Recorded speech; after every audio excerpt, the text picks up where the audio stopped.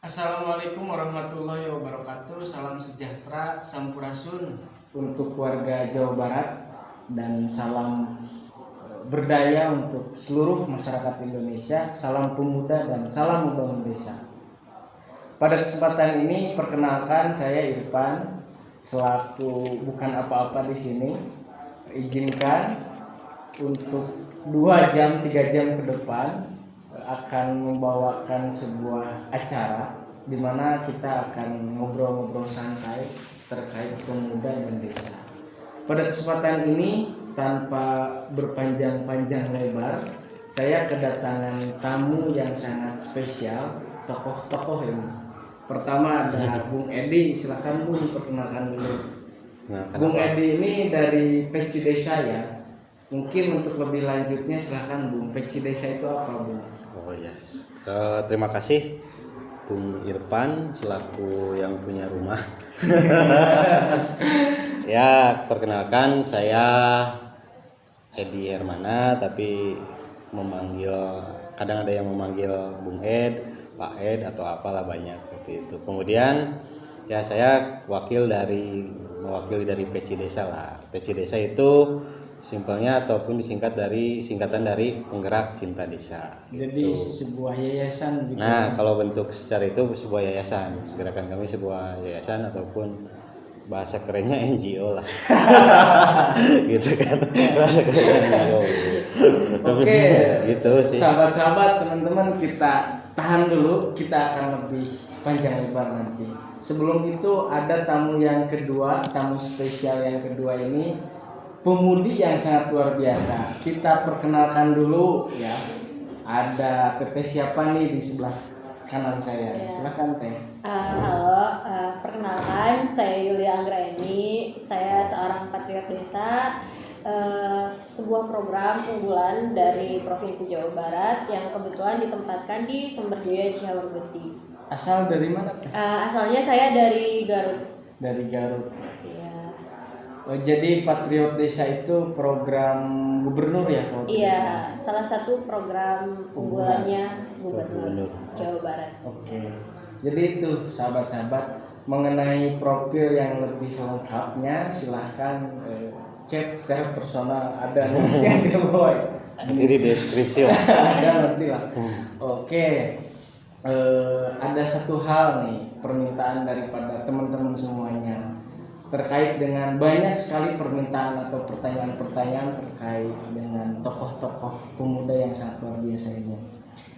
Ada satu pertanyaan Kang atau Bung dan Teh, ini dari netizen katakanlah. Apa sih motivasi Bung dan Teteh ini sehingga mau terjun dan mau memberdayakan desa? Padahal kebanyakan tren di zaman sekarang itu ya pemuda bagaimana dia bisa kaya, kemudian dia pergi ke kota, pada akhirnya mencapai kesuksesan-kesuksesan itu di luar. Nah, apa yang kemudian menarik dari desa ini? Dari Bung Edi dulu deh kayaknya. Apa ini kira-kira? Kira-kira semangat apa ya tadi Teh? Motivasi. Oh, motivasi kenapa? Untuk motivasi sendiri, khususnya saya tidak sendiri di Peci Desa.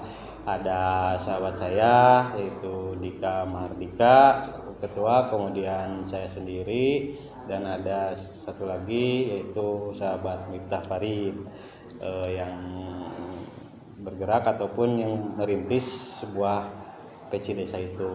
Jadi kalau semangatnya sih semangat kolektif kolegial, bagaimana kita para pemuda khususnya lokal di Ciamis bikin suatu kelompok kecil dulu ya, terus dinamakan Peci Desa kan. Untuk semangat secara pribadi sih bukan ingin memperdaya desa, tapi bagaimana kita berkontribusi terhadap desa. Memberdayakan budaya Gitu kan, tapi bagaimana saya berkontribusi kepada desa. Salah satunya di PC desa sendiri lebih ke apa ya, lebih ke tatanan edukatif, tatanan bagaimana desa itu apa gitu. Tambah lagi kan untuk tahun-tahun sekarang desa lagi seksi-seksinya kan setelah undang-undang desa disahkan gitu. Terus ada pergeseran desa dulu dan sekarang gitu, dari sisi regulasi, aturan dan sebagainya gitu. Tapi untuk semangat secara pribadi, yang saya pernah ke kota, kemudian beberapa tahun mungkin saya akan kembali lagi ke desa, nanti mau apa gitu kan, kalau kita tidak tahu atau tidak cinta terhadap desanya. Malahan kan kalau ketua bilang lebih sedih ketika tidak ada pemuda yang berpendidikan, tapi akan lebih sedih ketika ada pemuda yang berpendidikan tidak cinta terhadap desanya. Luar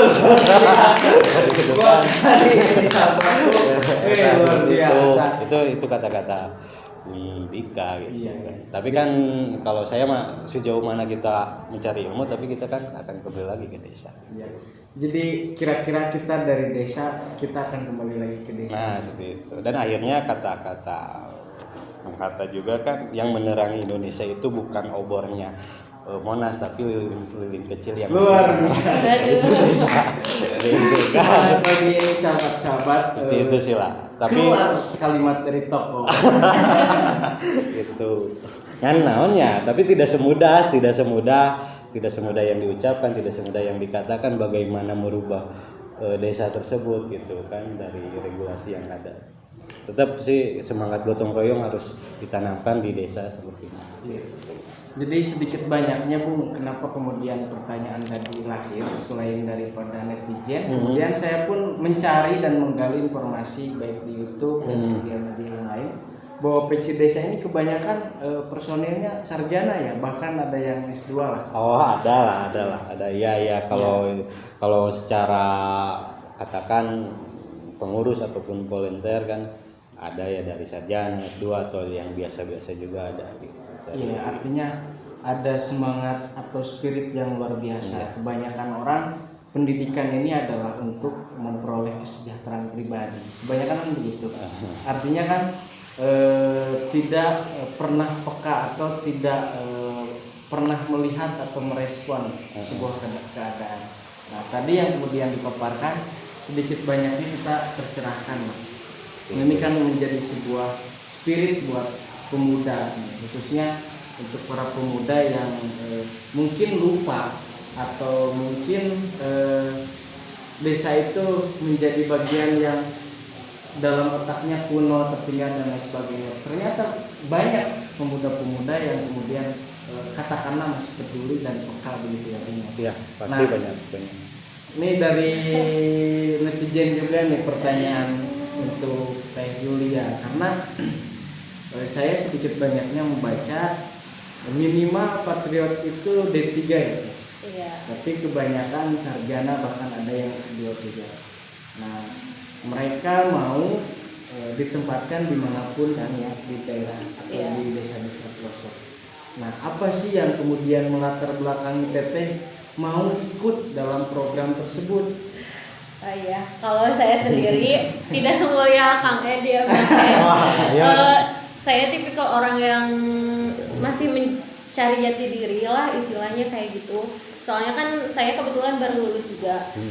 Terus kebetulan juga saya belajar tentang manajemen kebijakan publik yang isinya tuh rata-rata bagaimana membuat kebijakan di atas kan, mulai dari tingkat presiden, terus gubernur ataupun bupati atau wali kota gitu kan. Nah, sedangkan ini program Patriot Desa kan di bawah gitu, ditempatkan di desa. Jadi saya pengen banyak belajar sih gimana sih sebenarnya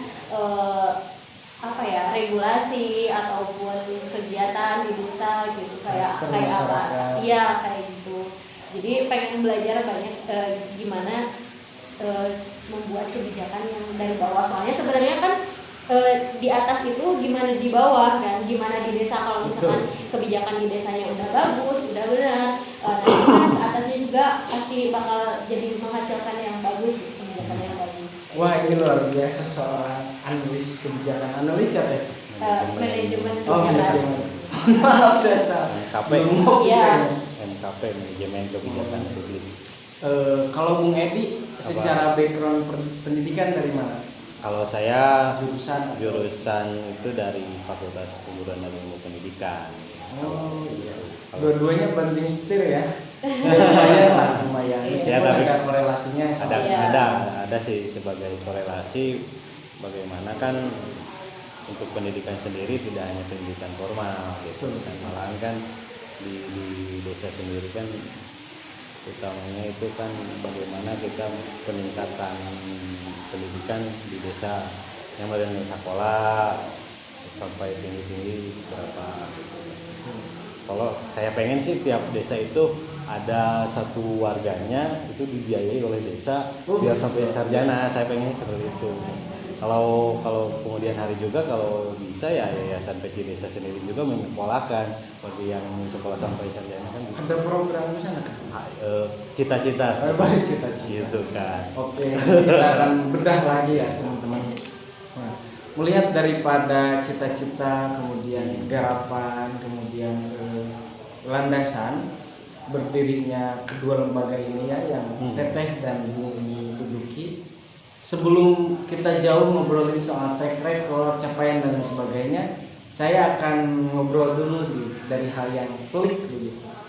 Pelik ya, pahit lah. Kita dramatisir we. Nah, cerita yang paling sulit itu apa? Ada nggak salah satu bentuk penolakan misalnya, baik dari fanbase-nya atau dari masyarakat desanya atau bahkan di internal kalian begitu? Ya sih kalau secara pribadi mah kalau yang paling sulit itu bagaimana kita bisa bersama-sama bergerak untuk mengedukasi desa ataupun berbarengan untuk memajukan desa. Tapi yang paling sulit itu waktu saya kuliah sedikit terganggu oleh kegiatan desa. Ada yang dikorbankan seperti itu. Tapi itu pilihan. Tapi tetap kuliah berjalan. Kuliah berjalan, udah selesai untuk masa perkuliahan dan masa tugas yang akhir. Beda kan Mari. Kalau masa kuliah mah udah beres. Kalau saya kuliah di Universitas Galuh di Ciamis. Jadi Bung Edi ini kampusnya di Unigal. Jadi teman-teman silahkan komen bagi yang sealma mater ya. Kemudian Teteh ini, Teh Yulia ini dari UGM ya, Universitas Gadjah Mada, bukan Universitas Galuh Mandiri. Apalagi pikir masjid. Pikir masjid ini pakai sarung. Nah, kalau ada yang sealma mater sama Teh Yulia yang orang keren, silahkan boleh di komen ya. Oke Teh, kalau Teteh? Mungkin tantangan terberat jadi patriot desa itu adaptasi sih, karena karakter dari tiap desa tuh beda-beda. Contohnya aja saya kan sebelum di Sumberjaya di Gegempalan, karakter orang Gegempalan dan karakter orang Sumberjaya walaupun sama-sama Ciamis tetap beda ya Kang ya, tetap beda penerimaannya mereka gitu, pikiran mereka gitu, itu tuh sangat-sangat berbeda gitu sih. Jadi harus bagaimana caranya kita bisa menyesuaikan dengan mereka, itu tuh butuh waktu yang lama. Dan kebetulan penempatan saya ini setelah masa kampanye ya. Ya biasa tau lah gimana kalau kampanye ada dua kubu yang bertentangan gitu, kayak gitu kan. Ada dinamika politik panasnya masyarakat antara kubu A dan kubu B kayak kirain gimana? Panasnya hati Bu. Ke bawah sampai hati. Iya. Tadi saya ingin menggarisbawahi, kok ada waktu penempatan yang dipindah? Apa memang Teteh ini menggarap atau membawahi beberapa desa atau gimana ini? Ada proses pemindahan. Ada proses pemindahan. Setelah keterukuran atau ketercapaian baru dipindah atau bagaimana? Kayak gitu sih. Udah beres. Setiap tahun tuh beda ya. Berarti 2 kali pindah. Iya. Berarti ini hijrah ya. Pindah. Oke. Jadi sahabat-sahabat itu terkait dengan tantangan. Tentu membicarakan soal perubahan sosial itu ada desain dan restoran kan. Itu kemudian tinggal kita maknai dan tinggal kemudian kita cari solusi begitu dari persoalan-persoalan sulit tentu akan melahirkan sebuah solusi. Nah, solusi ini bagaimana kemudian melahirkan sebuah upaya yang produktif. Jangan sampai dinamika begitu. Dinamika ini dijadikan sebagai persoalan yang sulit, dinamika ini menjadi persoalan yang menghambat. Tapi ingat, dinamika dan cinta itu akan selalu bersama kita. Tinggal kemudian kita menyikapi kira-kira begitu ya, maupun di desa dan di kota. Nah, kalau Bung Ed nih ngobrolin soal Peci Desa. Peci Desa itu kan sebuah yayasan yang bergerak di desa. Nah, apa saja yang menjadi garapan hari ini atau capaian daripada Peci Desa? Lalu apa yang sudah dilakukan gitu, Bung? Kalau capaian mendemo DPMD. Gerakan jalan. Tapi bukan di jalan lah ya, sudah audiensi. Ya, dulu pernah mendemo DPMD gitu kan. Tapi akhirnya kita dikasih panggung juga di kabupaten tentang inovasi desa. Salah satunya perihal tentang desa sadar hukum, paralegal desa, ataupun TRD, tata ruang desa, seperti itu. Nah, lebih ke program ke tata ruang desa sih awalnya.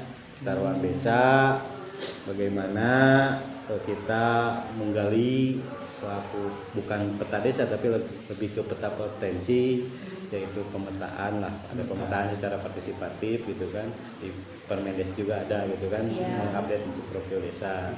Nah, lebih ke sana gitu. Untuk saat ini kita akan bikin kegiatan ini sih lebih ke ada bagaimana kemarin optimalisasi dana desa untuk meretas kemiskinan. Sejauh mana optimalisasi dana desa untuk meretas kemiskinan. Nah, nanti untuk di tahun sekarang seperti itu kegiatan tersebut. Bagaimana kita menganalisis dan anggaran yang sudah ada, kemudian nanti ngomongin kebijakan ngomongin anggaran, ngomongin kebijakan secara apa namanya atensi ataupun bahasana naonnya anu penting atau apalah prioritas skala prioritas kita nggak akan membedah seperti itu sih. Kalau program yang sudah jalan? Kalau sudah jalan kan tadi tata ruang desa TRD itu udah jalan di salah satu desa di Ciamis, itu pernah di Karangkamulian seperti itu. Kita bagaimana secara kewilayahan menginventarisir gitu kan secara batas wilayah desa, kemudian aset desa, itu track panjang sih ngomongin tata ruang desa. Jadi Peci Desa ini bergerak sebagai fasilitator mungkin. Bisa jadi seperti itu, sebagai fasilitator. Audiensi kebijakan seperti itu. Kemudian kita masuk ada upaya untuk mengintervensi. Kemudian kita berkontribusi atau berpartisipasi dalam proses pembangunan. Bisa seperti itu lah. Tapi memang ada penolakan nggak, Bu?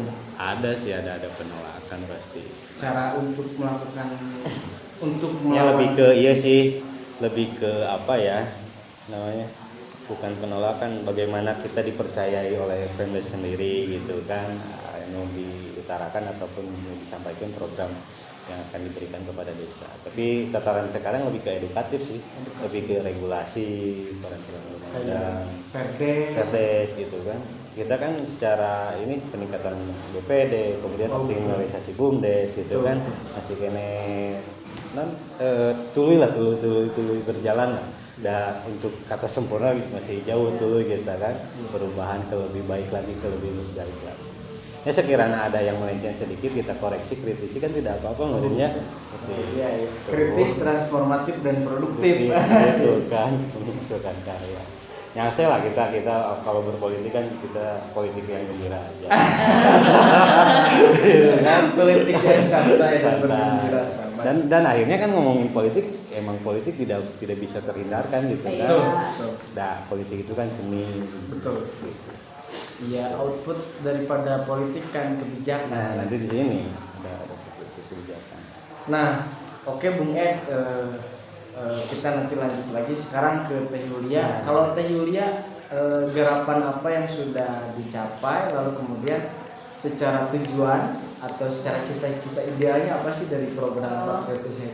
kalau Patriot Desa sendiri itu dia tujuannya sebenarnya untuk meningkatkan ekonomi masyarakat. Jadi Ekonomi. ada slogan nih, tinggal di desa tapi gaji kota. Asik. Nah, gitu kan. Tinggal di Nah, desa tapi gaji gaji kota. kota. Nah, kayak gitu dengan tujuan itu. Jadi Patriot Desa itu sebagai komunikator, akselerator, sama satu lagi itu apa sih? Fasilitator. Nah itu fasilitator. Dengan dampingannya itu beda-beda disesuaikan dengan potensi dari desanya masing-masing gitu. Ada yang wisata, UMKM, lingkungan, dan kebetulan kalau saya fokusnya di lingkungan, yaitu di isu sampah, desa bebas ODF, sama lembur berseka. Itu jadi satu kesatuan juga sih. Itu gerakan yang kemudian sudah dimulai. Iya. Dan secara cita-cita itu dikembalikan kepada potensi desa. Iya.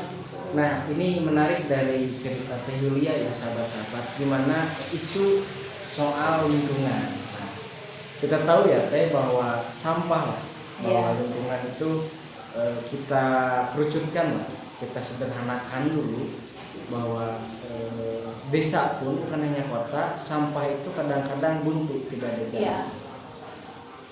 Soal pengelolaan dan lain sebagainya. Nah, sampah itu tentu teman-teman menjadi sebuah karakter yang sangat membudaya di negeri kita, menjadi sebuah karakter yang katakanlah amoral lah, seperti halnya korupsi. Korupsi itu kan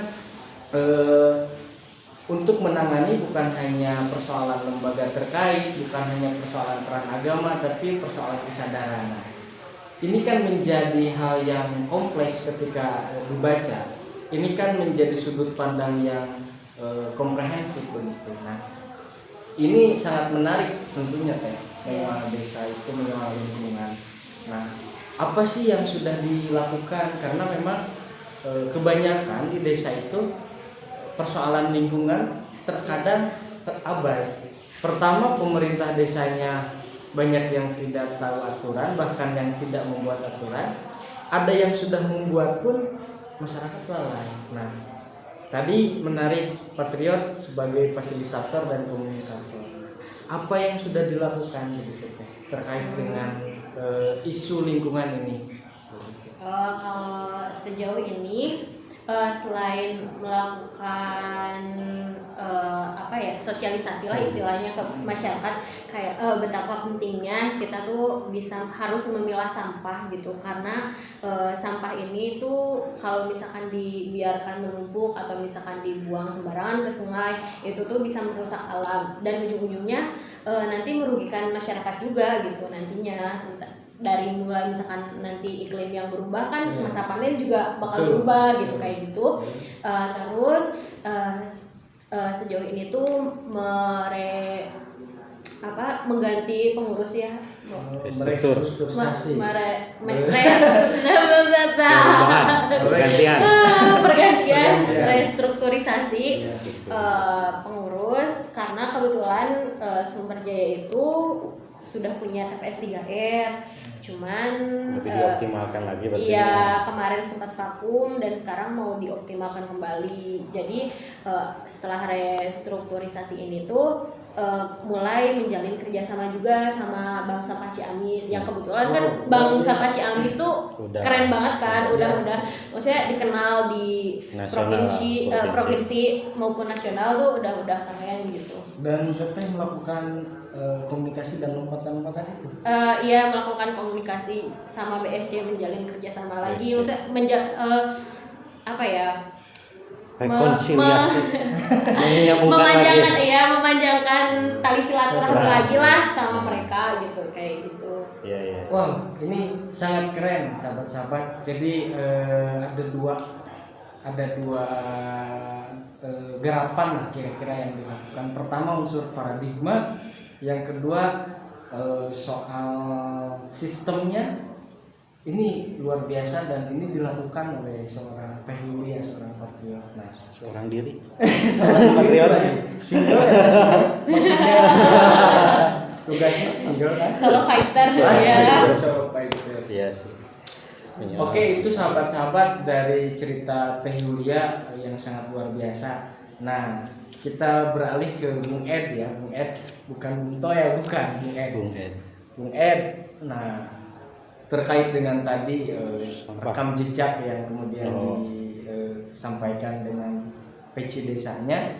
Nah, kira-kira nih Bung Ed, mengenai desa hari ini dengan segala bentuk persoalan atau masalah, lalu ada nggak sebuah pemikiran atau ada nggak sebuah katakanlah harapan ke depan dengan PC desa ini, apa sih yang menjadi fokus atau misalkan tujuan idealnya? Oh ini nih yang mau gue garap misalkan, oh ini nih yang pengen PC desa inginkan selain tadi proses pendidikan misalkan. Iya. Nah, apa Ya lebih kepada ya salah satunya untuk PC desa lebih ke pemberdayaan masyarakatnya sih gitu. Dari sisi desanya itu sendiri baik itu dari sisi lingkungan, kemudian pendidikan, kemudian secara regulasi. Nah, yang paling sulit itu sih penyadaran, bagaimana penyadaran dari Pemda sendiri yang lebih ke literasi ataupun sadar untuk bersama-sama membangun desanya. Tapi untuk itu lebih ke pemberdayaan masyarakat.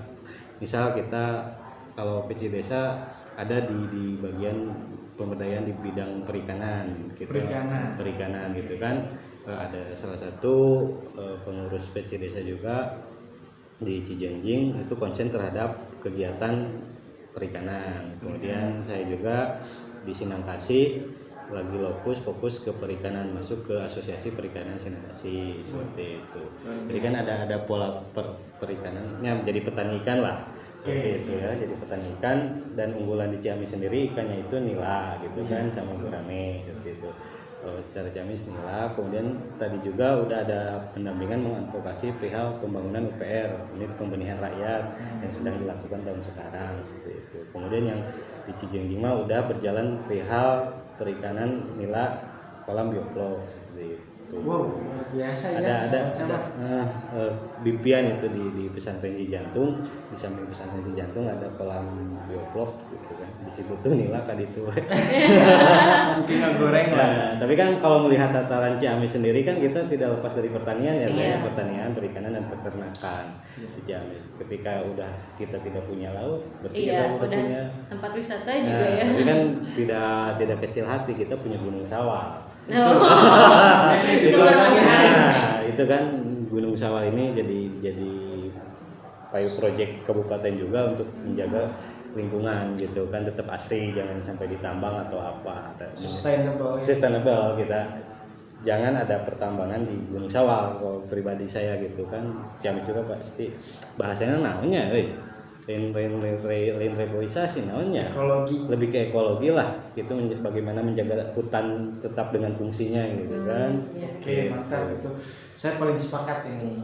Setuju nih. Walaupun secara unsur mineral ataupun unsur pertambangan ada di Gunung Sawal gitu kan, mau emasnya, mau timahnya gitu kan, mau batu bara, tapi bagaimana kita tetap menjaga fungsi hutan. Soalnya ketika hutan itu tetap asri sesuai dengan fungsinya, ada kehidupan ya, misal air untuk pertaniannya jalan seperti itu. Tambah lagi kan ada yang bisa di lahan hutan ada lahan untuk produktivitas kopi atau apa gitu. Tapi tetap ayah cainya ya kehidupan. Bagaimana orang ngajaga caina gitu. Biasa. Tepuk tangan. Saya paling demen nih ngedengar pengetahuan seperti ini. Karena banyak tokoh-tokoh para pejabat, politisi yang inspiratif menyuguhkan pengetahuan seperti ini. Karena di zaman sekarang mungkin sudah jarang orang yang concern. Kebanyakan daripada mereka concern di wilayah teknologi dan lain sebagainya. Tapi hari ini masih ada orang-orang, khususnya para pemuda dan pemudi yang tentu concern lah di bidang ini. Oke, Bung Edi dan Teh Yulia, sebelum kita lanjut ngopi dulu, Kopi yang putihnya dulu lah. Kopi apa yang putih? Nanti sebentar lagi ada teh. Oh, Neng Maya. Neng, mana teh? Teh Maya. Neng, teh na. Ini nyase lah. Tapi dah tapi emang ngomongin desa, ngomongin Indonesia dengan beribu kompleks gitu kan. Iya. Dan kita harus apa ya, ngomongin nanti perbedaan itu anugerah. Iya. Keunikan itu anugerah. Secara adat budaya, istiadatnya di Ciamis sendiri juga beda kan. Iya. Desa A dengan desa B Iya. gitu kan secara karakteristik. Tapi tetap kita berpancasila. Iya. Gitu kan. NKRI. Ketika ngomongin jas merah jangan sekali-kali melupakan sejarah, tapi kita ada jas hijau. Jas hijau. Nah, wancing. Jangan sekali-sekali. Bahkan jasa ulama. Bukan. Ya, simpel itu, tapi jas hijau jangan sekali-kali hilangkan jasa ulama. Oh. Neng, teh neng. Tapi ya nyambunginnya aku Iya. tapi setuju banget itu yang Gunung Sawal Tetep. nggak boleh ditambang atau Iya. di ini soalnya Gunung Sawal itu tuh menghidupi banyak desa di Ciamis gitu, salah satunya desa saya gitu. Iya, jadi Sumber sumber- daya ya sumber mata air tuh ya dari Gunung Sawal. Ketika Gunung Sawal nanti udah rusak fungsinya sebagai gunung penyerapan air, udah nanti nggak. desa-desa bingung pasti sumber air dari mana gitu. Oke, sahabat-sahabat, karena memang Sineneng Maya sudah ada, meskipun tehnya belum, tapi channel sudah ada. Saya rasa karena memang waktu, kemudian laut asaknya bu, laut nila, karena tadi berbicara soal Ciamis dan ikan nilanya katanya. Jadi sekarang kita akhiri dulu perjumpaan pada kesempatan ini. Kita akan ngobrol di episode selanjutnya. Tentu ini membahas tentang hal-hal yang menarik dan asik begitu ya sahabat-sahabat. Tetap ikuti terus obrolan kita, obrolan santai kita dan obrolan berfaedah kita. Terima kasih Bung atas kehadirannya. Terima kasih Teh atas kehadirannya. Orang-orang ini orang-orang keren. Mudah-mudahan kita terinspirasi daripada cerita-cerita beliau. Dan mudah-mudahan kita menjadi orang yang sadar betul bahwa kita orang desa. Ketika kita ingin daging, ya kita harus ngurus begitu, ngurus ayam, ngurus lauk dan lain sebagainya. Ketika kita ingin sayuran, ya kita harus nanam. Tentunya proses pembangunan itu, proses daripada pengetahuan itu tetap harus dijaga dan dilestarikan, agar kemudian kehidupan desa berjalan semestinya, agar kemudian keberlanjutan di desa berjalan sebagaimana mestinya.